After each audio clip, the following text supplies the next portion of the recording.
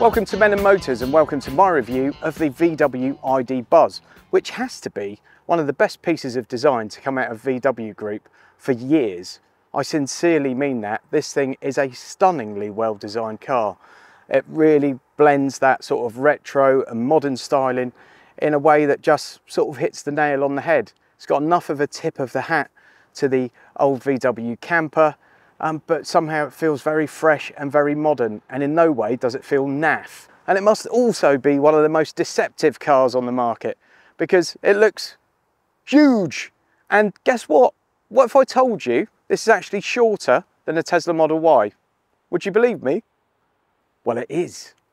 So this is the short wheelbase ID Buzz style that I've got today. It's the 77 kilowatt hour Pro version with 204 PS of power. It should be around about 51 grand, but the one I've got today is actually closer to £62,000 because it's very well spec'd. For that you get 255 miles of range WLTP, a 0 to 62 time of 10.2 seconds and 310 Newton meters of torque. In the front cabin here, it's massively spacious. We've got this little cup holder down here, which if you don't want to use, you can just fold it out of the way and you could actually fit a lot more luggage in between passenger and driver. We've also got this sort of movable and removable centre console, some lovely comfy armrests. You've got another cup holder in there, by the way, I should add. Clever little nook that doubles up as a wireless charging pad for your phone. Great actually, because it means you're not distracted by the phone down here lighting up or anything. So very clever, well thought out solution. You've also got two USB-C sockets there. The infotainment system. Now the VW infotainment system, the current generation MIB platform, is much maligned. Certainly the one that came out in things like the first gen ID3 has had no end of problems. VW have been good at releasing updates. They've released plenty of them, but there are still one or two issues. This is better than that. It is an upgraded system. This is what you'll find in sort of the newer VW range. And to be fair, it works very well most of the time. I've only had the car for a short period of time. I haven't experienced any issues with this. We've still got haptics for volume, haptics for the heating, which is a bit rubbish in fairness. Just give us a little dial, folks. It's all we ever want. Please, VW, bring back the dial. And we've also now got haptics on the steering wheel. I used to love the little physical rolly dials on the steering wheels in VW Group cars. Bring them back, please. We love them. Although I have to say, voice commands in this car are as good as in any vehicle I've ever tested. They're very accurate, very quick, no issues at all. Now, aside from its potential flaws, the screen's actually very crisp, very clear, very large in this model. Nice, bright, vivid colours. No issues with it. Apple CarPlay is great, it's wireless, and there's lots of screen real estate, so your CarPlay experience should be a very good one. As for the steering wheel itself, despite the fact that it's got haptics and not physical buttons, which I don't like, it actually feels really nice under the hand. Nice shape, nice feel, very comfortable. Very crisp, clear little information display here. It's a little bit minimalist, maybe a little bit small, but it's got absolutely everything you need, so can't grumble really. An interesting mix of materials have been used. They don't feel absolute premium quality, but they feel better than in a lot of interiors in recent VWs, it has to be said. This is a very well designed cabin that someone's put a lot of thought and energy into, and it's paid off. I like it. So in the back, it's glorious. We've got three proper size seats. The middle seat's perhaps a hair smaller than the two outer seats, but you'll comfortably get three adults in here on a long journey. In fact, you probably get three child seats in here as well. It's that wide, completely flat floor and acres of legroom. I mean, look at that. That's huge. And that high roof line means you've got plenty of headroom and it feels really bright and airy in here despite having privacy glass in the rear. A real touch of genius is they've put USB-Cs in the door here. So instead of having cables down here, which eventually get kicked and your USB socket gets destroyed, it's in the door. You can plug your phone into it, sit here like this. When you finish using your phone, you can plonk it in this little cubby here or in one of the sizable door bins. Absolutely everyone's happy. It works brilliantly well. On the back of the seat, you've got a little pocket here, a bigger pocket here, so you can easily pop your gadgets and wallets and things like that away safely. Also got these very useful little tray tables, which should keep the little ones happy if they've got a few snacks or a game or something, and a little cup holder in that. They don't feel like the sturdiest things in the world, but they also don't feel like they're going to break as soon as Junior gives it a thwack.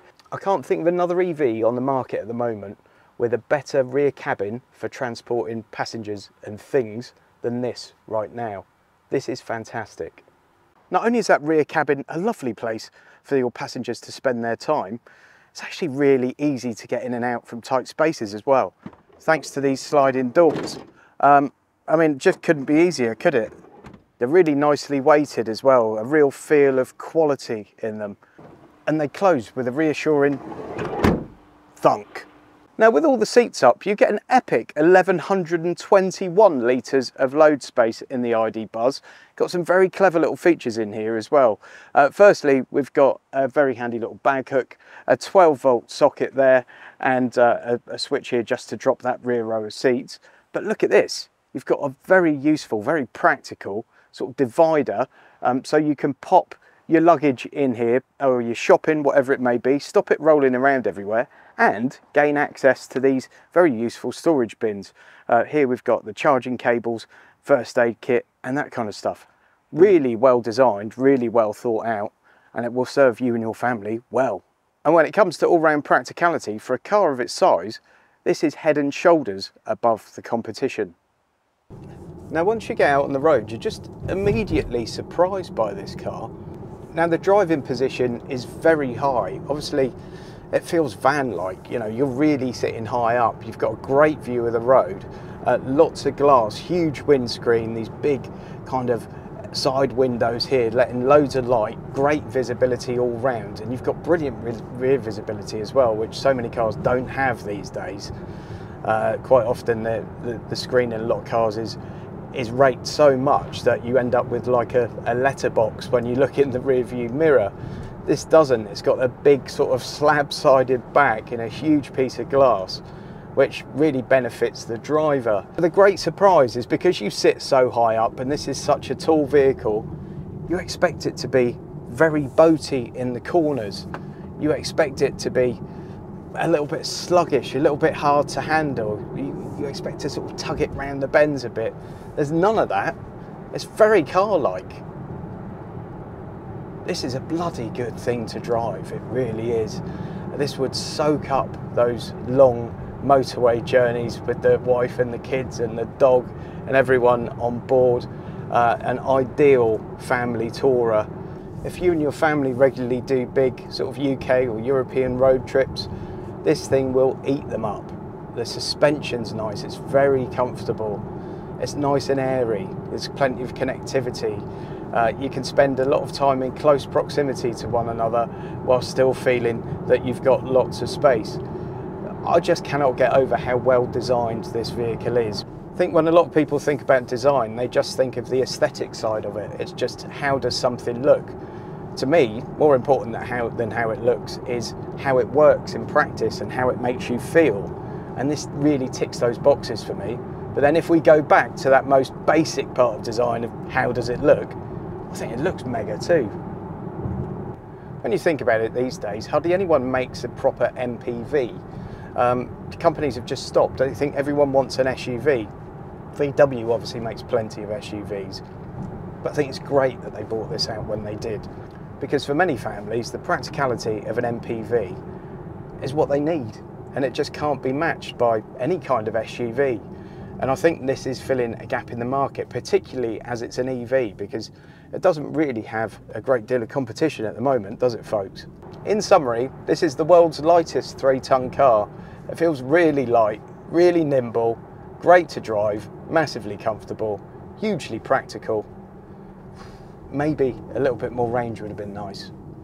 For me, it's a bit disappointing that you can't remove those rear seats, because this could then double up as a van. And it would take what's already one of the most practical cars on the market to the next level, really.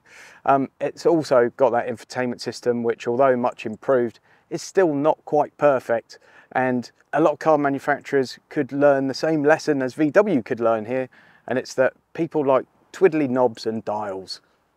There you go. It's as simple as that. And although 255 miles of range is competitive, a car like this is going to be used as a touring vehicle quite often, so it would be very nice to see that over the 300-mile mark. Aside from that, it's brilliant. I absolutely love this. It really has hit the nail on the head in terms of what the target audience is looking for and what it delivers. You know, you think a big high-sided vehicle like this would be very boaty, very sluggish. There's none of it. I think because we've got all that battery weight down here, it really balances things out. And it's surprisingly good to drive. I think it's a brilliant vehicle, extremely well executed and extremely well designed. If you've enjoyed this video, folks, please give it a thumbs up. Please subscribe to Men and Motors and go and check this video out over here. I think you're going to like it.